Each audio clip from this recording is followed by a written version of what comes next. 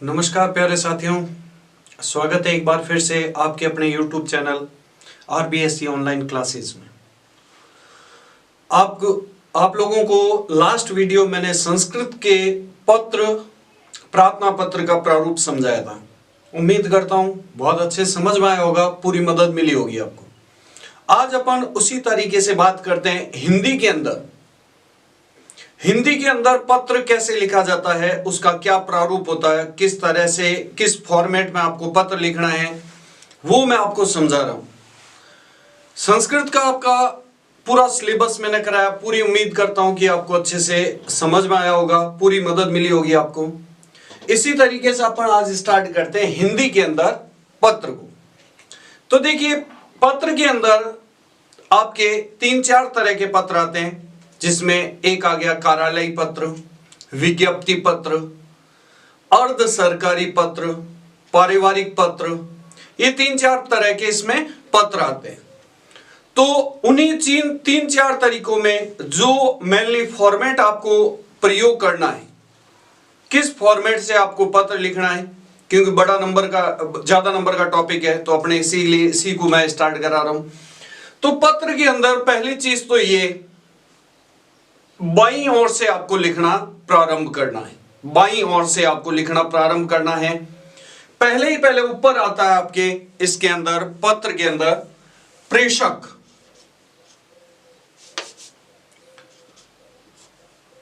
पहले ऊपर लिखा जाता है प्रेषक।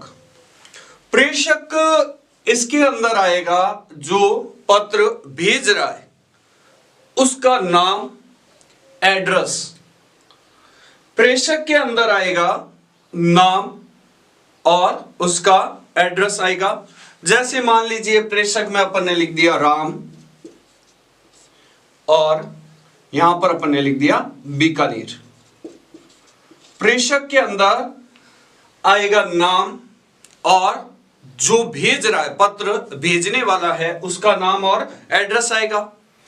जस्ट उसी के नीचे आपके आएगा प्रेषिती। प्रेषिती का तात्पर्य यह होता है जिसको पत्र भेजा जा रहा है, जिसके नाम से पत्र लिखा जा रहा है। मान लीजिए अपन पत्र लिख रहे हैं, जिला शिक्षा अधिकारी, जिला शिक्षा अधिकारी। यहां पर ये आ गया, फिर नीचे शहर का नाम बीकानेर। प्रेषक के अंदर जो पत्र भेज रहा है उसका नाम और एड्रेस, प्रेषिती में जिसको पत्र भेजा जा रहा है उसका नाम और एड्रेस आएगा। फिर उसी के जस्ट नीचे यहां पर आता है आपके पत्रांक। पत्रांक में आपको लिखना होगा कि वो पत्र कौन से नंबर का है, और जैसे जिला शिक्षा अधिकारी, मान लीजिए ये 790वां पत्र है, तो 790/2000। जैसे मान लीजिए आज अपने कर दें 11 अप्रैल 2021। अब यहां पर क्या आया, पत्रांक या क्रमांक, दोनों में से कोई सा भी आप लिख सकते हो। 790वां पत्र था, कब लिखा, 11 अप्रैल, साल कौन सा था, 2021। प्रेषक में जो पत्र भेज रहा है उसका नाम और एड्रेस, प्रेषिती जिसके नाम से पत्र लिखा जा रहा है उसका नाम और एड्रेस, फिर पत्रांक कौन से नंबर का पत्र है। जैसे यहां 790, एक और पत्र मान लीजिए लिखा जाएगा तो 791, 791 डेट आ जाएगी और साल आ जाएगा। ठीक उसी के जस्ट सामने ये आपके आएगा बाईं तरफ, पेज के बाईं तरफ आपको लिखना है ये तीनों चीजें, और जस्ट पत्रांक के सामने आ जाती है दिनांक।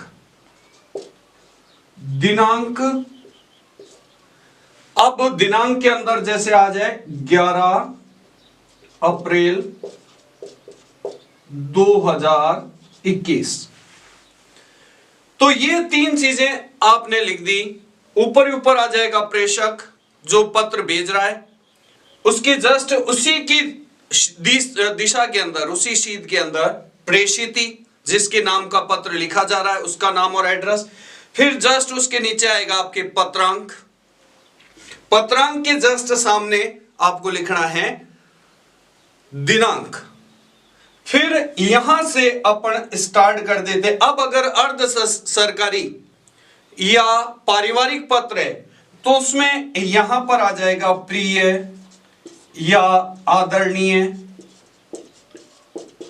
प्रिय या आदरणीय, कोमा लगाओ यहां पे, और उसके बाद में उस जिस विषय पे आप पत्र लिख रहे हो वो पूरा का पूरा विषय यहां आ जाता है। और लास्ट में नीचे यहां पर आ जाता है भवदीय, और अगर लड़की है तो आ जाता है भवदिया। फिर यहां पर आ जाते हैं हस्ताक्षर, लड़का है तो भवदीय, लड़की है तो भवदिया, और नीचे आ जाते हैं हस्ताक्षर। तो ये आपके पत्र का प्रारूप होता है। अब कोई सा भी आप पत्र लिखो इसी प्रारूप से आप लिख सकते हो। अगर अर्ध सरकारी या पारिवारिक पत्र है तो यहां पर प्रिय या आदरणीय, और अगर सरकारी विज्ञप्ति पत्र है तो यहां पर आ जाएगा महोदय।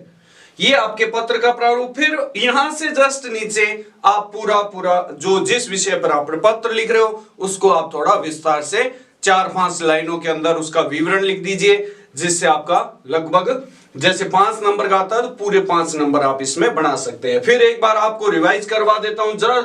एकदम शुरुआत के अंदर प्रेषक आएगा जो पत्र लिख रहा है, उसी की जस्ट दिशा में प्रेषिती, और ये सब पेज के बाईं तरफ लिखा जाएगा।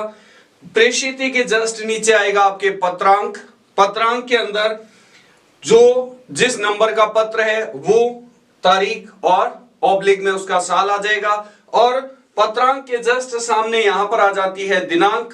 दिनांक उसके बाद में आप यहां पर अगर अर्ध सरकारी या पारिवारिक पत्र है तो प्रिय आदरणीय, और सरकारी विज्ञप्ति पत्र है तो महोदय, और उसके जस्ट बाद में कोमा लगा के नीचे वाली लाइन से आप पूरा विवरण लिख दीजिए 5-6 लाइनों में, और लास्ट में आप लिख दीजिए भवदीय, अगर लड़की है तो भवदिया, और हस्ताक्षर।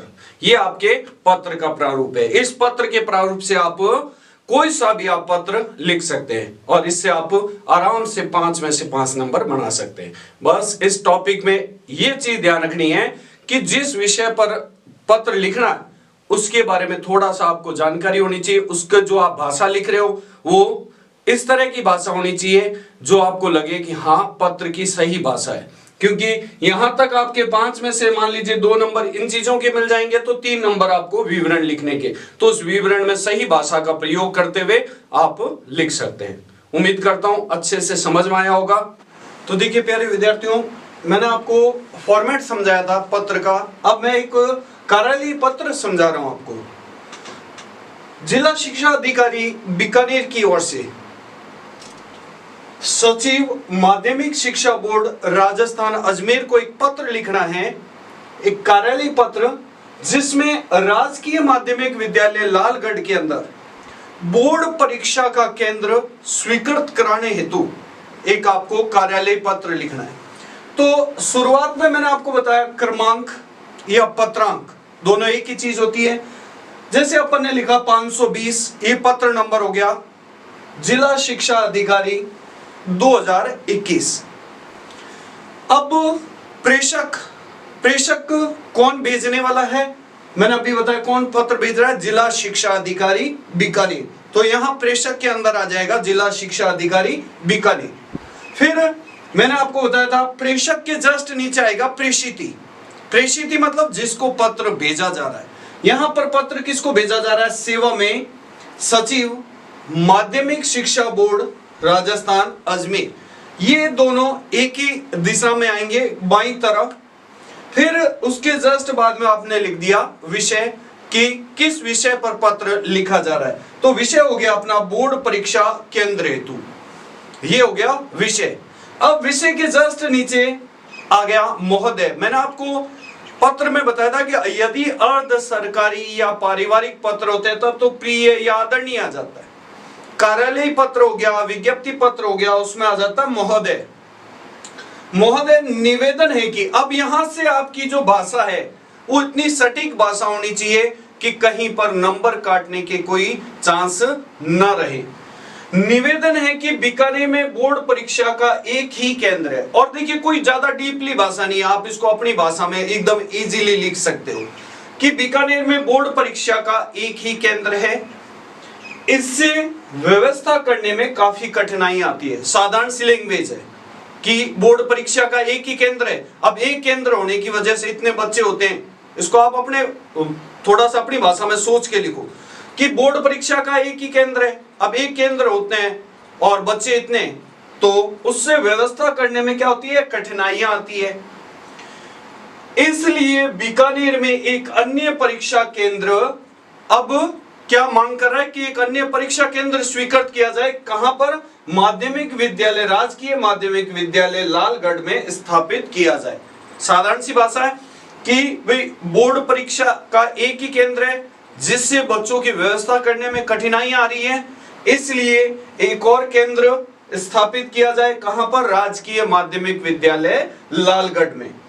अब लालगढ़ जो विद्यालय का नाम दिया है, अब विद्यालय के अंदर अगर परीक्षा केंद्र स्वीकृत कराना है तो उसमें पर्याप्त सुविधाएं भी होनी चाहिए, तो उसका भी विवरण आपको लिखना है। तो सभी तरह से यह उचित रहेगा। विद्यालय में प्राप्त सुविधाएं उपलब्ध है। अब अपन ने विवरण लिख दिया कि विद्यालय में एक बोर्ड परीक्षा केंद्र स्वीकृत होने के लिए जितनी सुविधाएं चाहिए वो पर्याप्त सुविधाएं वहां पर उपलब्ध है।